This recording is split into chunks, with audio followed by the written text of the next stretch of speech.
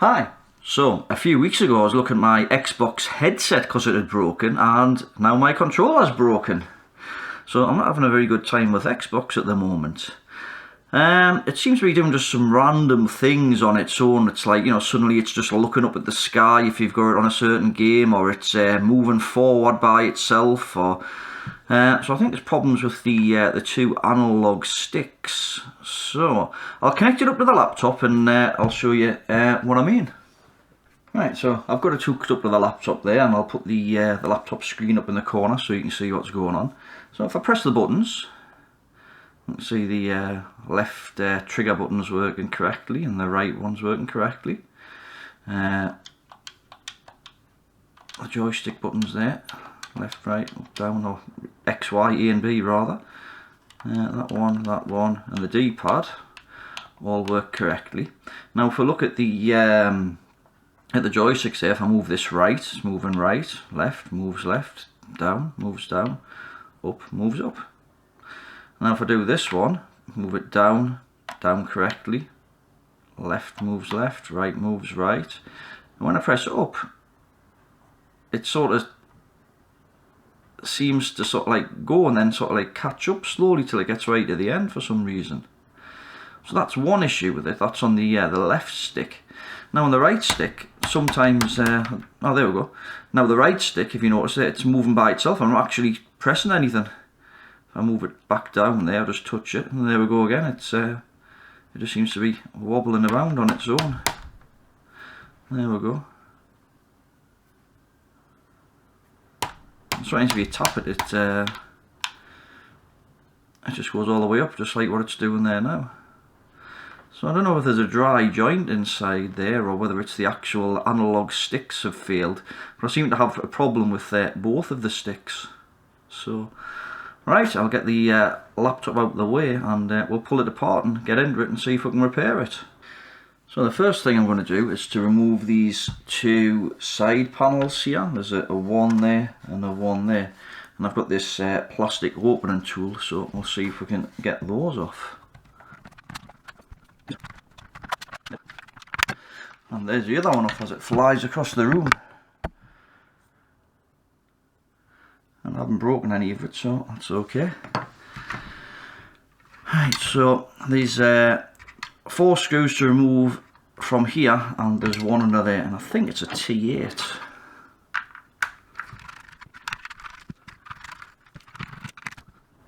Yeah, it's the T8 with a little dimple in the middle. Right, and there's a screw underneath here under the label, which I'll just poke the screwdriver in. I've not done one of these before, so what happens next then?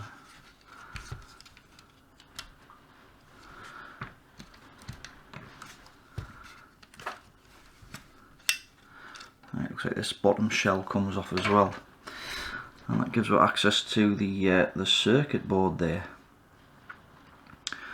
I wonder if it's worth bringing the microscope in, and we could have a little bit explore over this. I just noticed there's actually 2 little vibration motors in the triggers here. I didn't know that. There's a one there, and there's another one there. That's the 2 main vibration motors. There's the one with the big weight on there, and the one with a smaller weight. That must be the main processor Wi-Fi chip there with the 2 antennas coming off.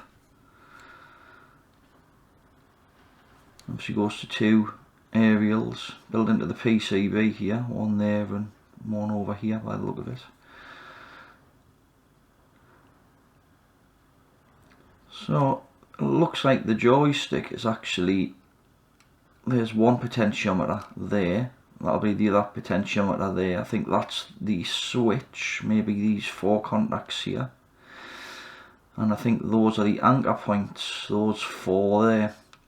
So we'll get, I think I'll use some low melt solder on this. I'll just zoom in a little bit more. Try some low melt solder on it and see how we get on with that. So yeah, I've got some of this stuff here. some Chip Quick. Let's get some of that out. Actually, I'm going to put some flux on there first as well.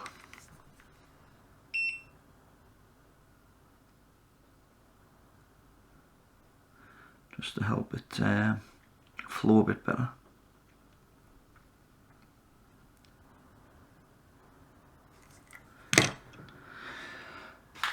And I have ordered a couple of these already, just to, because that's what I think it is. Oh, I could be wrong. I got these off eBay. I think they were about £2.95 each. And I think these are ALPS ones, according to the listing anyway. I can get them out of the pocket. Yeah, so what we've got is a small switch, which is obviously that when you press in, that's the thumbstick button switch.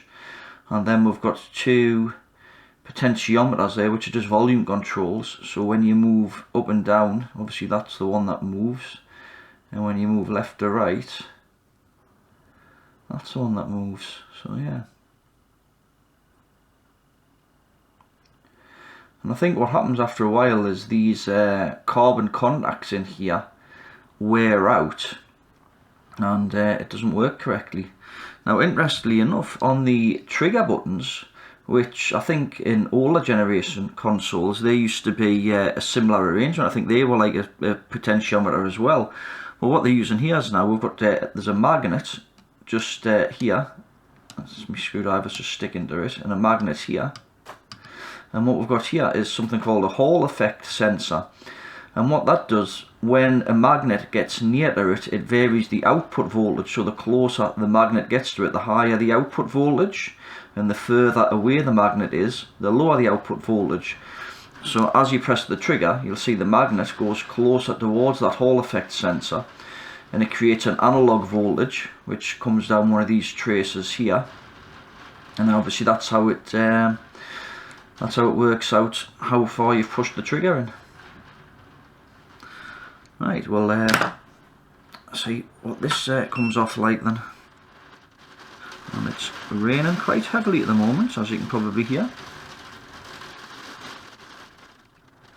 So I'm just trying to mix the low melt solder in with the solder that was already there, just so it hopefully makes it easier to remove these.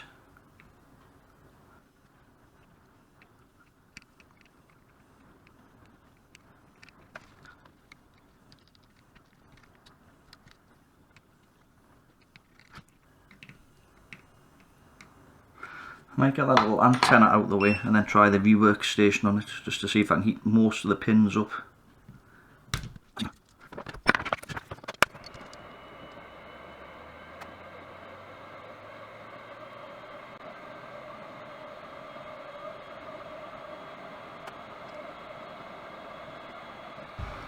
Just checking I'm not melting any of the plastic.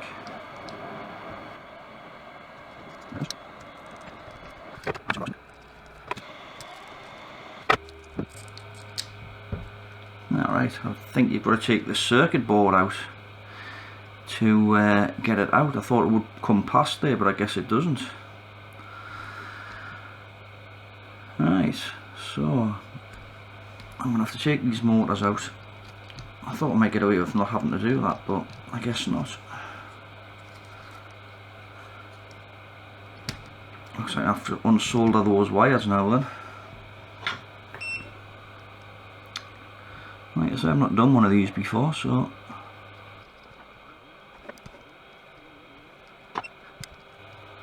And it looks like a smaller Torx. Try a T6. Yeah, T6. I think this board just unplugs. You undo that other antenna. Nice.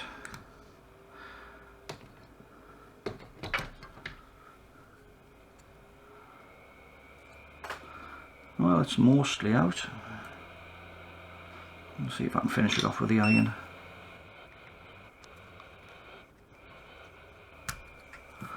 Right, that's it off. Alright, looks like we'll have to do a little bit of clean up on there.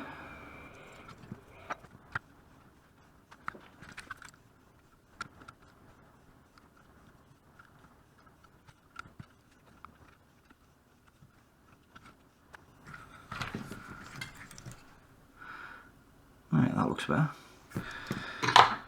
Right, I'm going to use a bit IP here, a bit isopropyl alcohol and a cotton bud just to clean up these areas.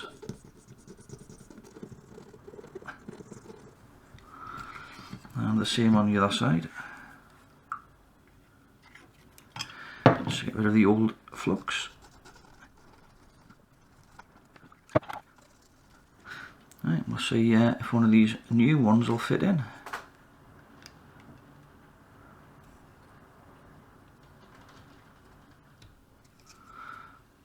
And it does, like that. Right, so it should just be a matter of soldering this one up and then doing the same on that one.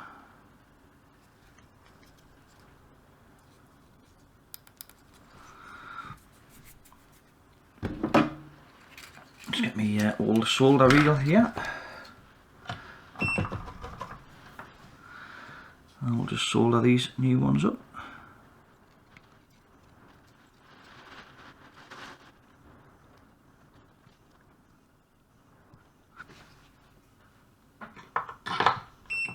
Right, so I'm just going to clean that up with a bit of IPA and a toothbrush this time.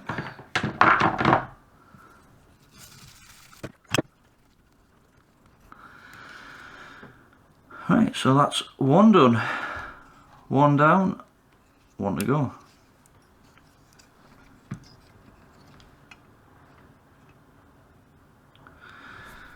Right, back with the low melt solder again.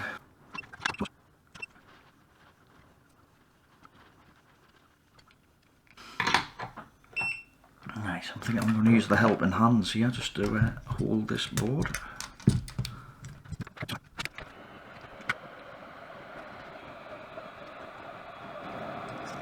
Oh, there we go. It's just literally fell off.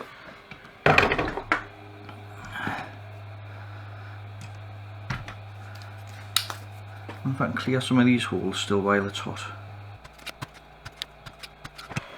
Actually seems to be working quite well, that. I think I'll continue that. Just warm it back up a bit more.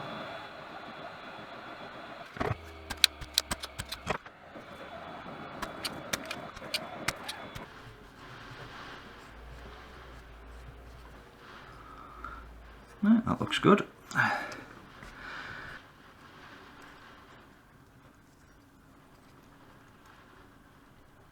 That's it.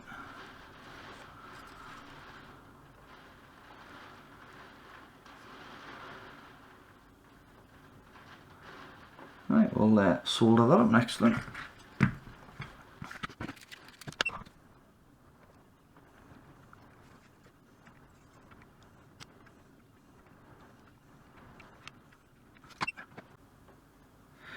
Right, I think it's just a case of putting it back together now. Just get some of these old bits out of the way.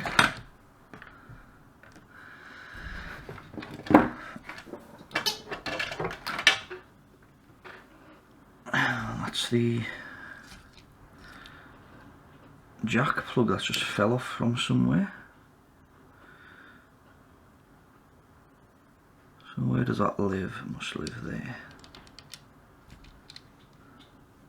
Because there's some contacts here. That's quite cool how the jack plug, so if you break it, it just you don't even have to solder it in. It just connects on with the contacts onto these pads here.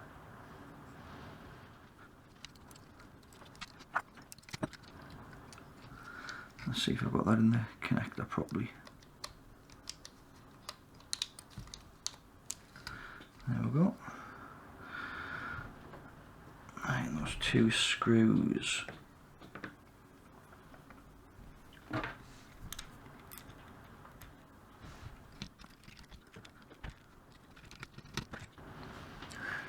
Straighten this mat up a sec. Right, which way do these wires go back on then? Might need some tweezers here. They're a bit fiddly, those little contacts. I'll just zoom back in a bit. Get the helping hands out of the way for now.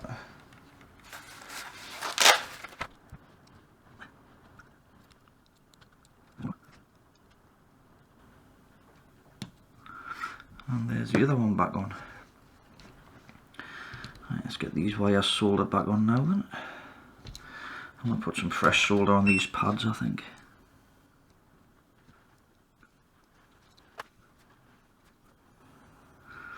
Right, so those ones done. Now this one's on this side. Again, I'm going to put some fresh solder on.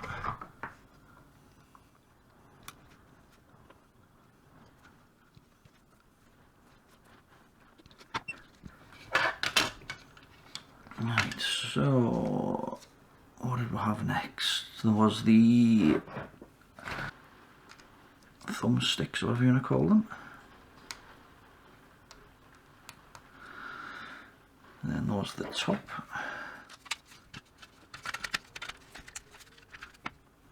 I need to change this bit for the larger one.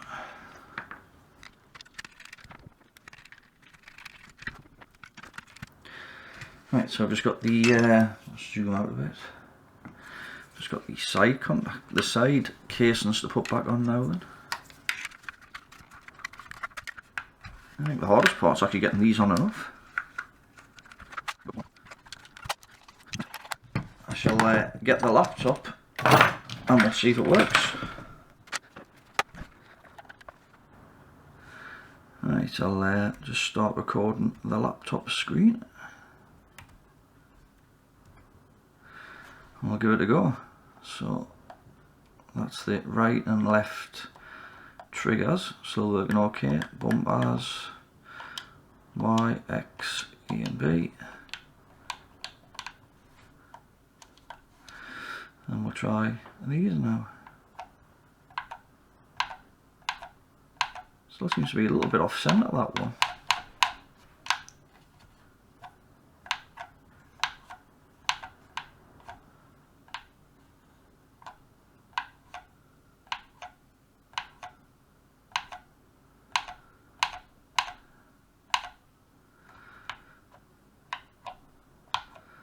And that one seems to be a little bit off centre there as well now for some reason.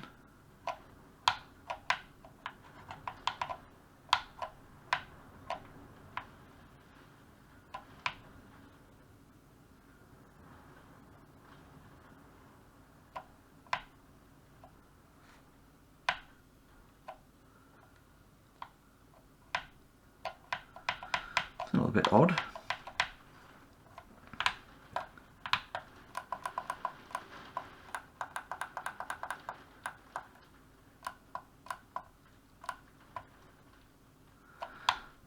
Yeah, it's going all the way to the right, that one, but not quite all the way to the left by the look of things.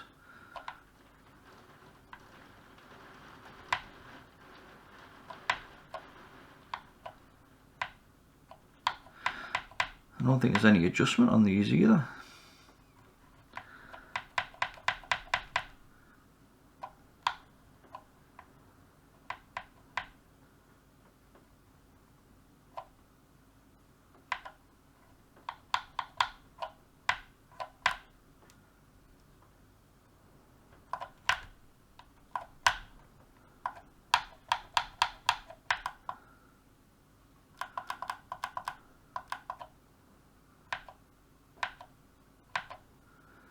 Oh, it's just about in the centre now, so I just wonder if it's just needs worn in or something, or if it calibrates itself after a while.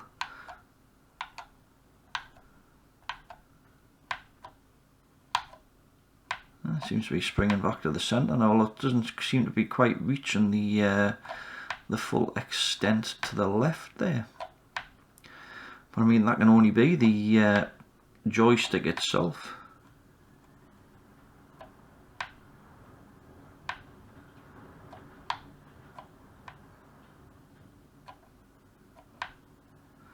it's only getting about 0.85 there instead of the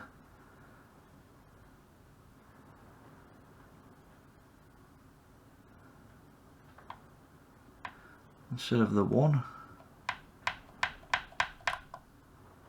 0.88 there.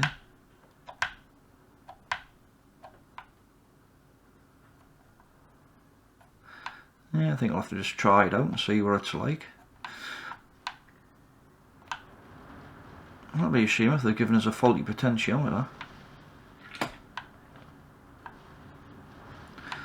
think I'll just have to try it on the Xbox and see what happens. Well, I've tried it on the Xbox and I'm not quite happy with it. When you try and move left, it doesn't quite move at the same speed, which is pretty much what it showed on the test software. So I've measured some of the voltages between this joystick and this one. And what happens is when the joystick's in the middle, we've got 0.9 volts on the joystick that works correctly. When we move right, we've got 1.4 volts. And when we move left, we've got 0.36 volts. On the one that's not working correctly, when it's in the middle, we've got about 0.96 compared to 0.9 on this one. When we move it right, it goes to nearly 1.5 or 1.49. And when we move left, it only goes down to 0.435. So I think there's a problem with the potentiometer on this new joystick that I've bought. Because like I said, I didn't have the problem before until we've changed the joysticks. And I've had it apart again just to double check everything's correct. There's no short, there's no components missing or anything. Everything looks good. So I think there's a problem with the new joystick that I've bought. I don't know whether it's a copy joystick. It did have ALPS written on it, but when I've looked at the ones that came out, the ALPS logo, I don't know if you can see that, I'll just zoom down a little bit. There you can just see it just here. It seems more heavily embossed on this original joystick than on the ones that I've fitted. So I'm not sure whether these are genuine ALPS ones that I've bought or whether they are copies. One thing I thought we might do as well is have a look at the original joystick potentiometer to see exactly why it's failed, and then we'll come back to this to see if there's anything we can do just to kind of fix it. So I'm just going to bring the microscope in a sec. Right, so this is the original potentiometer that was causing the stick drift on my joystick. And as you can see, what's actually caused it here is these indentations in the carbon that have actually worn through. Obviously when it's in the neutral position, you can see a couple of the lines at the top here as well where the wiper is being sitting. And what's happened is it's caused pretty much a bad contact, which gives a false reading. So it thinks it's, you know, you've moved it or whatever. So obviously it hasn't been making contact here, and then it's thought, you know, you've moved the joystick all the way to the left because the voltage hasn't been getting either pulled down or pulled up to the right level. Right, so that's the cause of the original problem. Now this this new problem, I think what's caused that is perhaps the wiper in the joystick I've just put on, instead of it being sat here in the middle, it might be sat just slightly over to one side. So when you move it this way, it gives a higher voltage, and when it move it to the left, it kind of stops about here, so it's not doing the full travel. Either that or the carbon around it hasn't been applied correctly or whatever, so the resistance is given a false reading or a different reading to what it should be. So I think that's what the problem is with this new joystick I've fitted. Like I say, I've got a feeling that there might be copies or rejects or something. I'm not 100%, but there's definitely some issue going on with it. Right, I'll just get this microscope out of the way.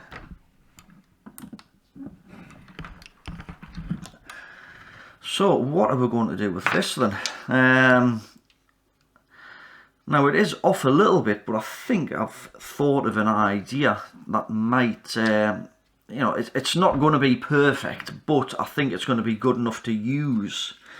So what I'm planning is I'm going to solder a resistor across those two contacts here, just to try and bias the output over to one side. So I'll just tag this resistor on here and then we'll give it a test.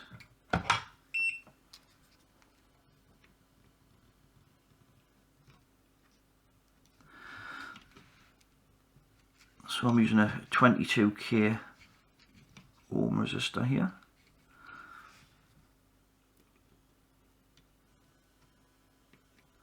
So something like that.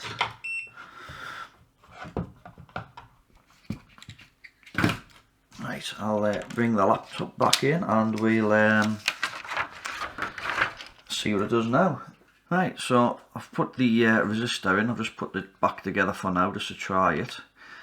And as you can see on the test program here, it's very slightly off center. I mean, if you touch it a little bit, it does go to nearly the center. If we move it to the left now, we can get to about 94% to the left, which is, you know, a lot better than what it was. And it goes 98 to the right, so I think we might get away with that. Like I say, it's not ideal. One thing I've noticed as well, if you go down on this one, it only goes for about 95 as well. Whereas the other one goes 1, minus 99, minus 1, and about minus 92 as well. So, and I've compared this to my spare Xbox controller, and those go minus 1, plus 1, no problems. So like I say, I don't know whether these are fake or not manufactured right or something, because I mean I've fitted them correctly. I can't see any problems there. I've double checked that there's no components missing or anything, and it wasn't doing this before I put these ones in. So, and like I said, the logo on the ALPS looks very slightly different. Like, it looks more heavily embossed on the original ones. But like I say, I don't know. What do you guys think? Do you think that these ones could be fake? And, you know, I've just, I mean, they weren't very expensive. I think they're only, I don't know, about, I think it was about £5 for two. And when I've looked on things like RS Components for the same ALPS joystick or a very similar one, they're about £12. So, you know, they could well be fakes that have been sent. So, well, let us know what you guys think in the comments. Right then, well, I shall give it a test on the Xbox and then I'll be back. Right, so I've had a couple of games on the Xbox with it, and it actually seems to be working okay. So I'm not 100% on that now then. Is it just the diagnostic software just showing up a very slight problem that's not really an issue or whatever? But that resistor has definitely helped. So, you know, or is there genuinely a problem with these joysticks that I purchased? But anyway, if you enjoyed this video, please give it the thumbs up. If you want to see more like it, please subscribe. Any comments or questions, please leave it in the comment section below. And as always, have a great day. Thanks for watching.